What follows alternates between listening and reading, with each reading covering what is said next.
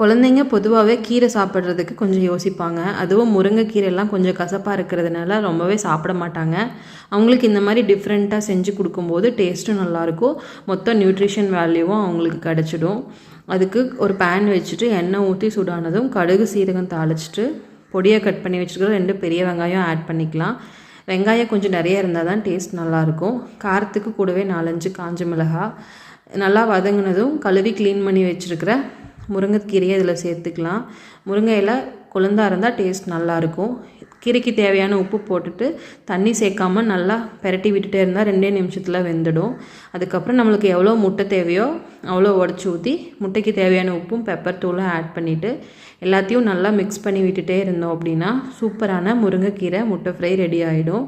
இது நார்மல் முட்டை ஃப்ரை மாதிரியே தான் இருக்கும், பெருசாக வித்தியாசம் இருக்காது. குழந்தைங்களும் விரும்பி சாப்பிடுவாங்க.